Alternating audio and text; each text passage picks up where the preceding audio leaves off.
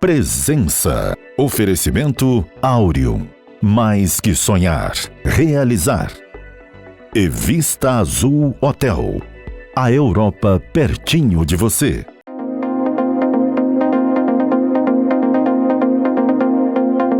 A presença hoje é a de um empreendedor capixaba, cujo resultado ao longo de uma travessia empresarial de 40 anos é dos mais significativos, conforme a gente vai ter oportunidade de ver nessa conversa. Eu estou me referindo ao executivo e diretor da Erkenhoff Prats, uma empresa de consultoria e projetos sociais que completa 40 anos. Eu vou falar com Mário Erkenhoff Coelho. Mário, eu já comecei a me engasgar aqui na identificação da Erkenhoff, porque eu conhecia vocês e eu já tenho um tempo de janela aí observando o trabalho de vocês na Erkenhoff. Eu conheci vocês trabalhando com organização e método, trabalhando com recursos humanos. Depois vocês desenvolveram projetos para a Fundação Roberto Marinho e trabalhavam com aquela monitoramento de qualidade do padrão educacional. De fato, efetivamente, o que vocês estão fazendo hoje para chegar aos 40 anos com esse vigor? Eustáquio, nós somos uma empresa onde um dos seus principais motores é a inovação, a curiosidade pelo novo, né? A gente adota o novo e com alguns pilares, né? O respeito, a hombridade, a qualidade. Não abrimos mão nunca dessas situações.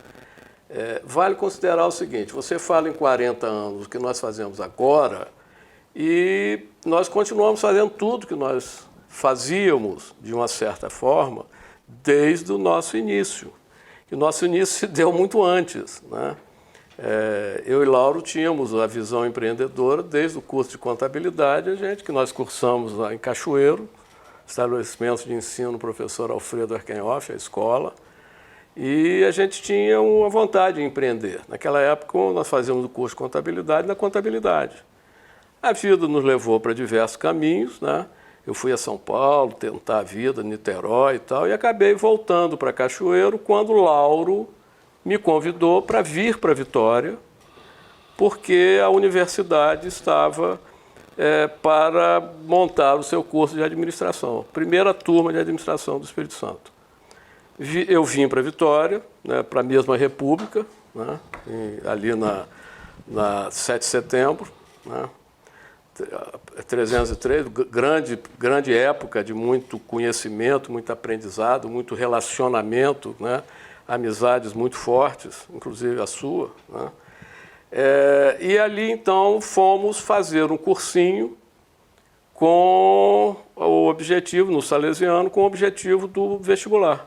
Fizemos, passamos, e ocorreu um fato extremamente importante na nossa vida, que primeira turma de administração no Espírito Santo.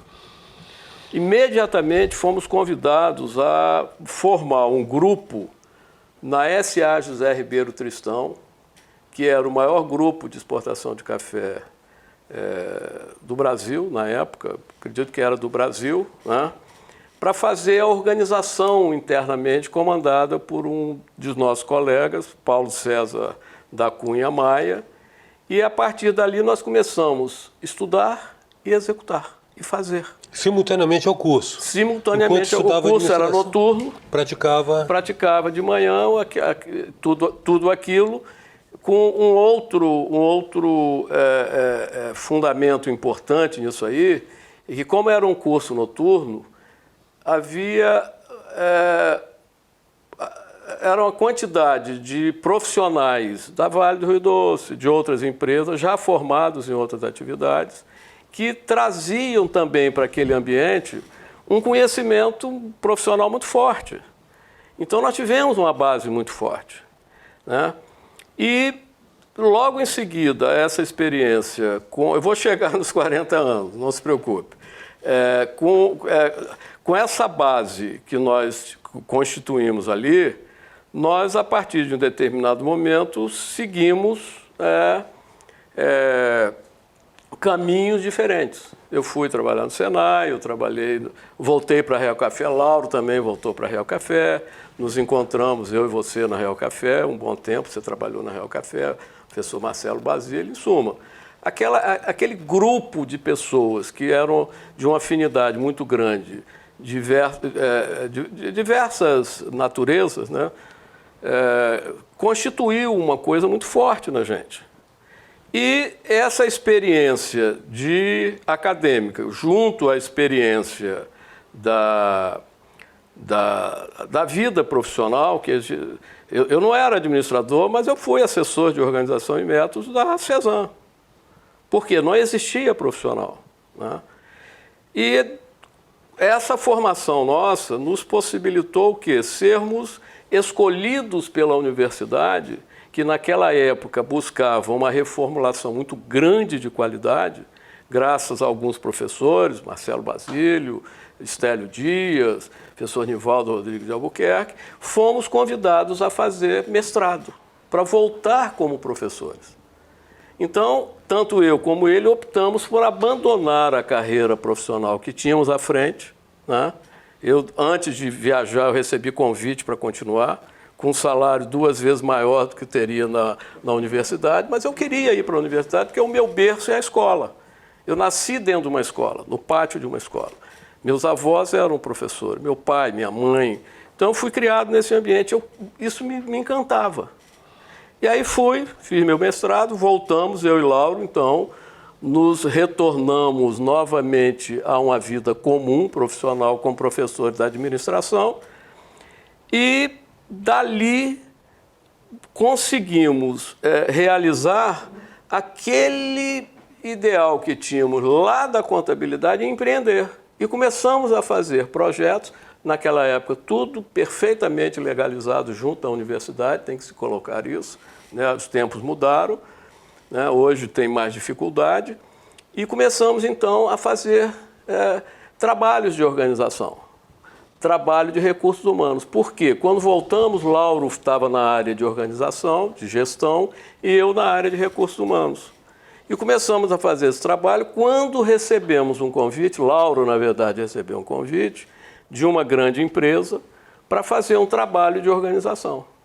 E nós, então, começamos a fazer o trabalho de organização, né, para permitir que suas diversas unidades dessa empresa pudessem ter dados que fossem comparados. Eu estou falando em administração de dados lá em, sei lá quando. 50 anos atrás. Há não sei quantos anos, 40 anos atrás. Pouco mais de 40 anos. Dados já eram preciosos. Eram preciosos e estavam completamente dissociados de uma realidade que pudesse permitir uma gestão, né, mais efetiva da organização. E aí, então, por essa necessidade de um relacionamento institucional, nós criamos a Erkenhoff Prates.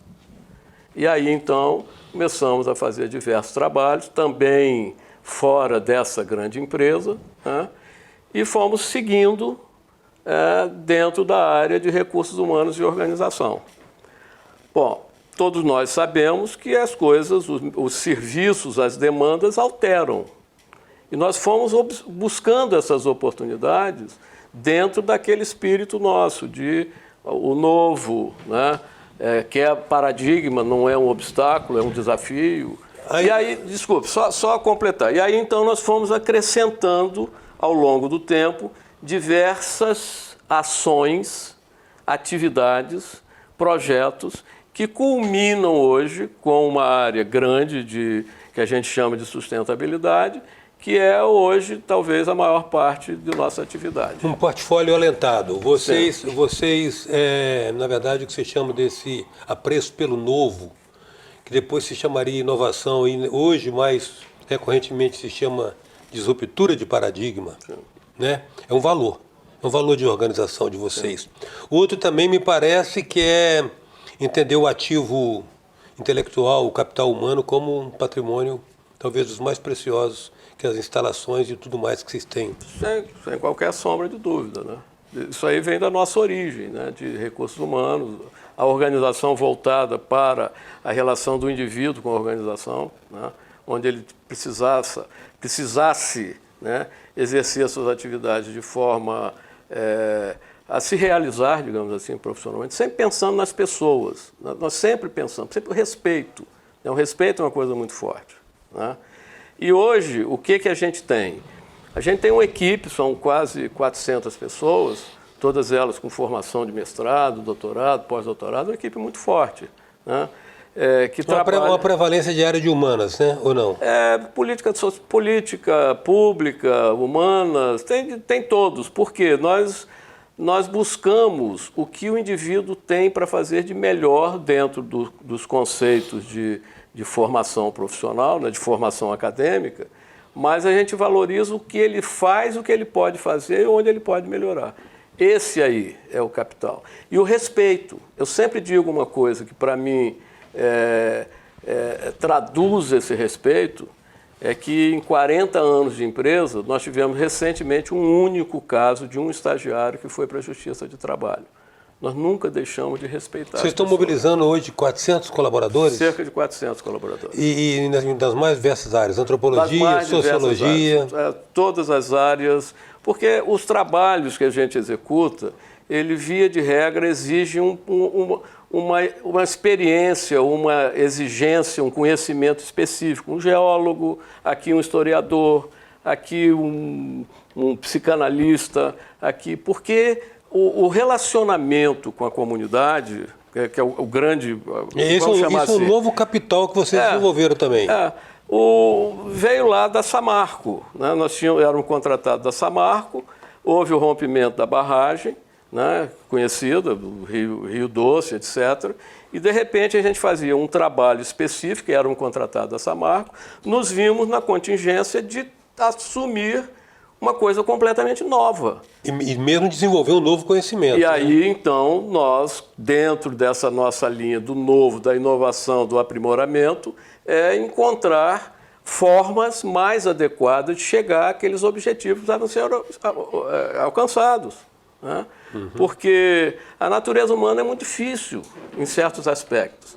Você veja, por exemplo, naquele momento em Mariana, a polícia teve que chegar e falar, quem não é daqui de Mariana, que sofreu o problema e que está em pousadas, nós fizemos o cadastro de todo mundo em 2 ou 3 dias, cadastro completo. Vocês se abandonem, senão nós vamos tomar providências. Parece incrível isso, mas as pessoas iam para lá. Natureza humana ou cultura brasileira? Ou cultura brasileira, não sei. Eu generalizei. Né? Bom, então esse fato de você estar diante de alguma coisa muito nova para nós, mas baseado nos princípios do relacionamento com a comunidade, do diálogo social, né? Diálogo e aprovação social, né, Mário? Que de certa maneira, vocês trabalhavam para parar as arestas. É a consonância não é nem isso aí, é a consonância dos objetivos. A comunidade saber que a empresa tem o seu papel, a empresa saber que a comunidade tem o seu papel, os seus interesses, e isso fluir de uma forma harmônica, onde não haja dependência, digamos assim, nem de um lado nem de outro. Né? Então, esse novo para nós foi muito, muito positivo.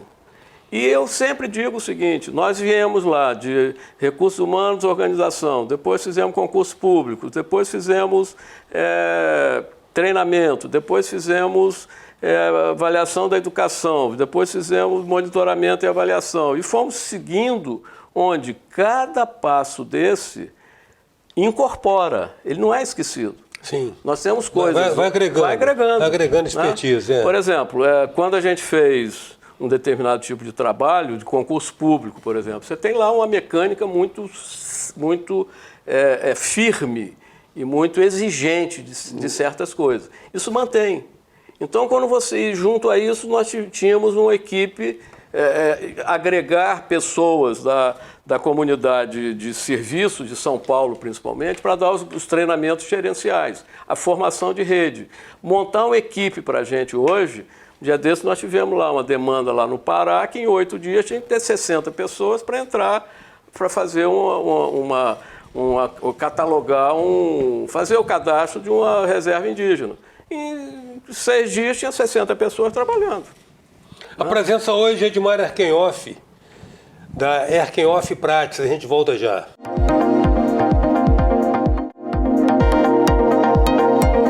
Voltamos com a presença do Mário Erkenhoff Coelho, da Erkenhoff e Prates. Mário, você queria fazer um reparo?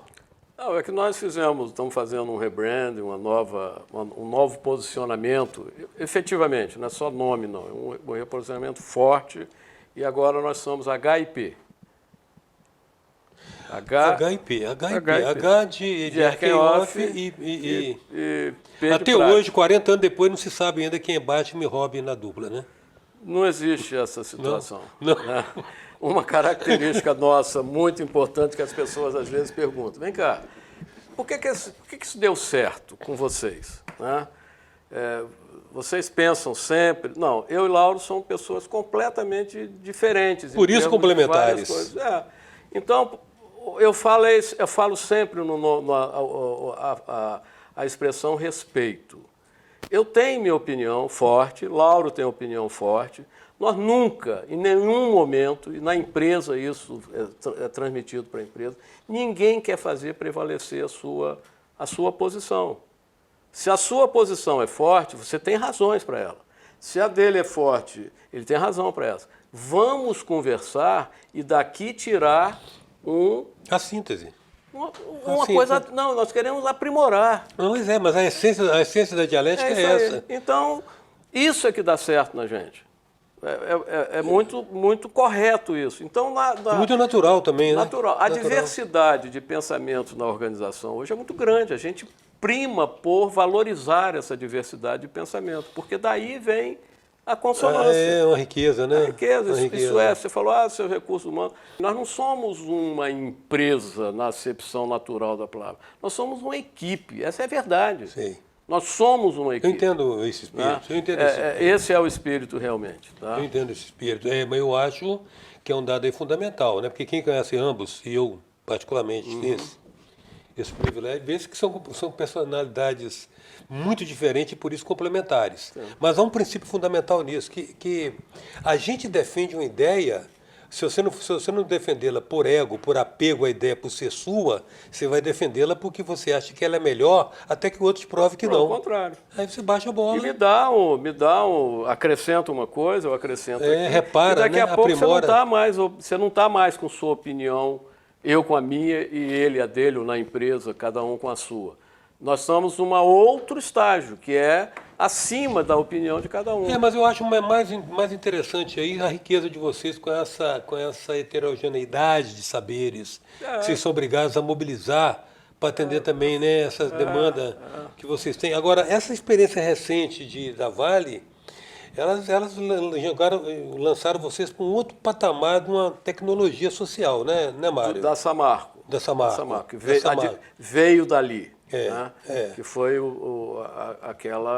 aquele rompimento que chegou aqui no Espírito Aquilo que você falou da natureza no bloco anterior também, da necessidade de interação com as comunidades, de você consultar o sentimento. Tudo isso. De você, isso aí vai aprimorando. Como é que remove as pessoas do lugar. Veja bem, só dar um exemplo, né? Como são as coisas na realidade. Às vezes a gente vê diferente.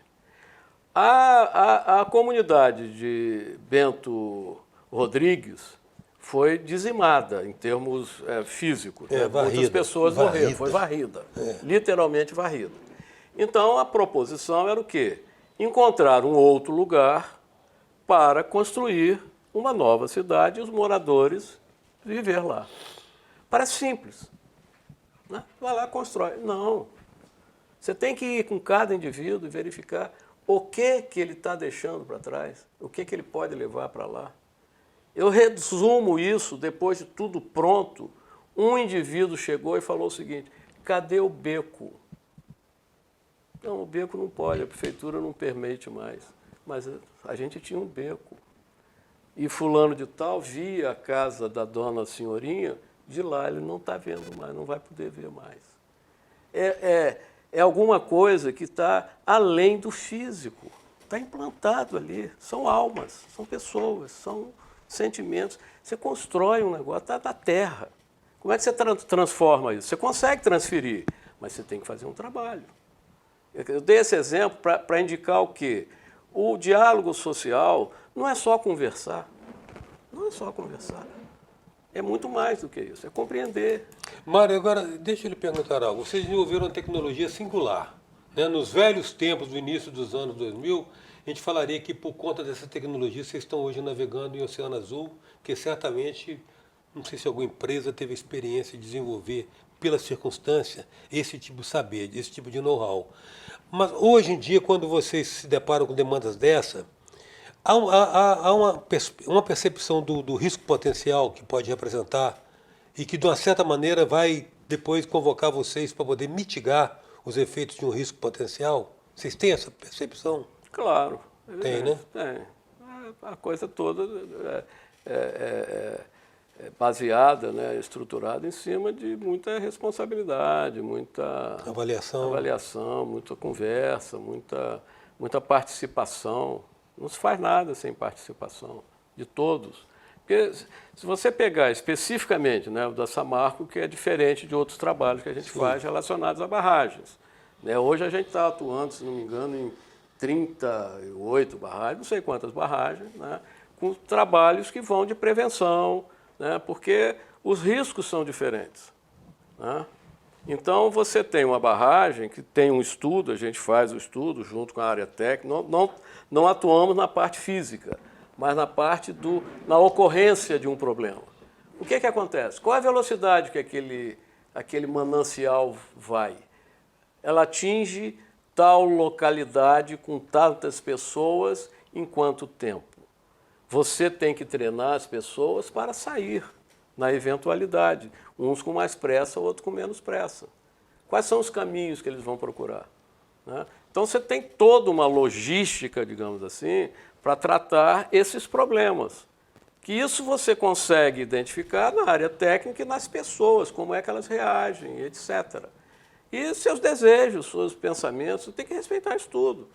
Né? E problemas que ocorrem. Né? No Rio Doce, de repente, apareceram não sei quantos pescadores que nunca pegaram. Bom, não vou criticar isso, não. Desculpa, não vou entrar nesse mérito, né? Mas que você tem dificuldades em algumas situações. Os oportunistas, né? De sempre. Sempre não vou entrar nessa seara. Mas então você tem que entrar, você tem que chegar nesse trabalho. E aí você falou, tem outras empresas que fazem. Claro, isso não é uma exclusividade nossa. Nós tivemos a oportunidade de vivenciar, que é diferente. Você vai fazer hoje um diálogo com um grupo lá no Pará, que nunca sofreu nenhuma ameaça, como as mortes que ocorreram em Mariana, em Bento Rodrigues.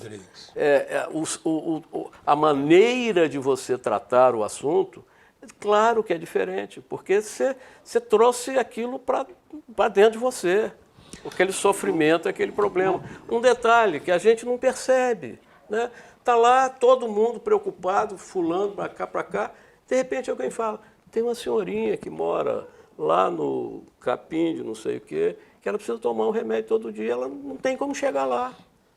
E assim você então começa a levantar coisas dessa natureza. É o animal que não tem pasto. Vai morrer? O porco que o cara cria, que é a maneira de vida dele, você começa a se deparar com uma realidade que passa desapercebida na maioria das vezes. E isso dá estofo no trabalho. E as equipes absorvem isso. Agora, vocês estão desenvolvendo trabalhos em outras áreas? Sim. Como é que é a carteira de vocês? Não, a gente continua com muita coisa que a gente fizeram um trabalho muito interessante há uns anos atrás, que era um trabalho de monitoramento de sistema de ensino. Era uma avaliação de sistema de ensino, avaliação de sistema de ensino, né? Isso a gente não tem feito mais. Identificava uma deficiência na formação do aluno na série anterior, na etapa anterior do aprendizado. Tem todo um processo de aprendizado, de ensino, né, que tem matrizes de ensino e tal, e o objetivo é identificar se o aluno está, na sua idade, conhecendo aquilo que ele precisa conhecer. Porque o tradicional da medida é a medida do professor, mas o professor vai medir aquilo que ele transmitiu. O que ele transmitiu é o completo que precisaria ser transmitido? Então, as matrizes dizem isso. Aí você vai avaliar a diferença entre o que devia ser e o que é. Isso dá a diferença de proficiência. Mas muito setor público contratou isso de vocês? Nós fizemos... Merecia o registro pela nós fizemos aqui no Espírito Santo, nós fizemos o primeiro PAEB aqui para o governo do Estado. Governo do Estado, do Espírito Santo, com a professora Marluza, grande profissional. É uma pessoa extremamente importante na educação, naquela época eu me lembro bem disso, né? Fizemos aqui, fizemos em São Paulo. Em São Paulo foi um programa extremamente enorme. Eram 300 mil estudantes em toda a cidade de São Paulo. A gente não tem ideia do tamanho. São Paulo tem, não é escola rural, mas São Paulo tem escola dentro de área rural. Você atravessa São Paulo em algumas circunstâncias, são 40 quilômetros. Não vou se lembrar o número de escolas, mas nós fizemos um trabalho extremamente diferente, porque você normalmente faz o exame dessa proficiência tomando o certo e o errado.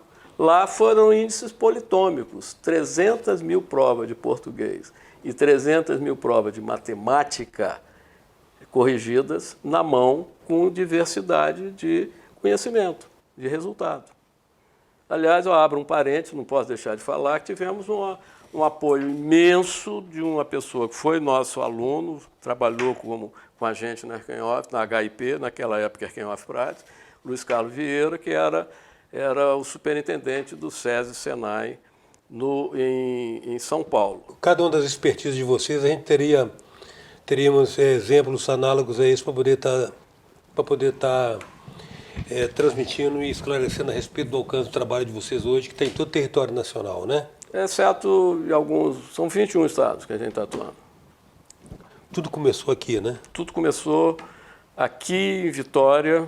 Mas... 2 professores, começou lá, começou mesmo a executar, com 2 professores da Universidade Federal do Espírito Santo que estavam querendo melhorar a sociedade. Quero agradecer muito, Mário, sua presença. Eu que agradeço a você, Eustáquio. Você é um excelente profissional e um excelente amigo. A presença hoje de Mário Erkenhoff Coelho, da Erkenhoff e Prates. Até já.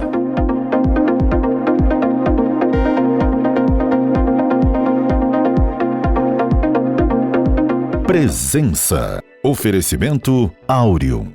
Mais que sonhar, realizar. E Vista Azul Hotel. A Europa pertinho de você.